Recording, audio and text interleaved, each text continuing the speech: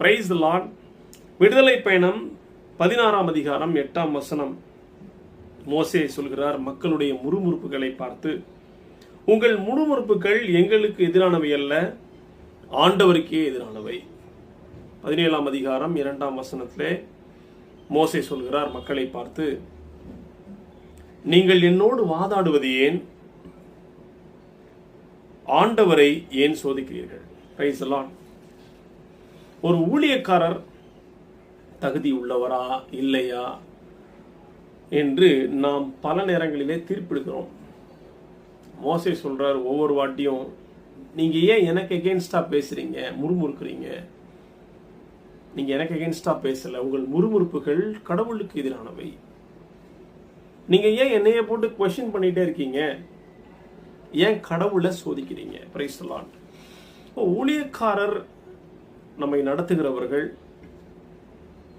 இல்ல யாரோ ஒரு ஊழியக்கார், ஆண்டவருக்காக ஊழியம் பண்ற ஒருத்தர், ஆண்டவருடைய வார்த்தையை அறிவிக்கிற ஒரு ஃபாதர், ஒரு பாஸ்டர், ஹோவர் இட் மேபி, யாரா இருந்தாலும் அவர்களுடைய சிறு சிறு நடத்தைகளை பார்த்து, அவர்களுடைய செயல்களை பார்த்து, அவர்களுக்கு எதிராக தவறான வார்த்தைகள் பேசுவது, முறுமுறுப்பது, தப்பா பேசுறது, இல்லை அவங்கள திட்டுறது, அவங்கள பழித்துரைக்கிறது, இதெல்லாம் செய்யும் பொழுது நாம் ஒவ்வொரு வாட்டியும் ஒவ்வொரு தடவையும் நாம் கடவுளுக்கு எதிராக செய்கிறோம்.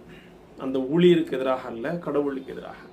ஏன்னா நம்ம இல்லை இவரை பற்றி நான் பேசுகிறேன், இவர் ஒன்றும் அவ்வளோ உத்தமர் இல்லைன்னு சொல்லும் போது கடவுளுடைய ஊழியரை நம்ம ஜட்ஜ் பண்ணுறோம், தேவையில்லாமல் தீர்ப்பிடுகிறோம்.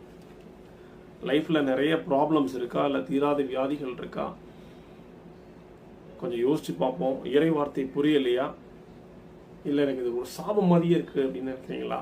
கொஞ்சம் நம்ம ஒரு ஊழியராகவே இருந்தாலும், நம்ம ஒரு சாதாரண மகனாக இருந்தாலும், அவருடைய மகன் என்ற உணர்வோடு இருந்தாலும், இல்லை நான் ஒரு ஜஸ்ட் ஒரு சாதாரண ஒரு மனுஷன் தான், எப்படிப்பட்ட உணர்வாக இருந்தாலும் கடவுளுடைய பணியாளரை, கடவுளுடைய ஊழியரை எங்கேயாவது தப்பாக பேசியிருந்தோம்னா தயவு செஞ்சு அதை ஸ்டாப் பண்ணிக்கோங்க. உங்களுடைய நல்லதுக்காக, நம்முடைய நல்லதுக்காக. ஒவ்வொரு வாட்டியும் நம்ம பேசும்போது ஆண்டவருக்கே எதிராக பேசுகிறோம்.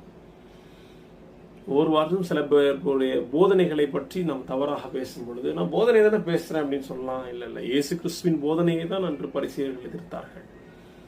ஆனால் வேண்டாம், கடவுளுக்கு எதிராக முறையிடுகிறோம் என்று உணர்ந்து அதை நம்ம ஸ்டாப் பண்ணிக்கலாம். Praise the Lord. தேங்க்யூ.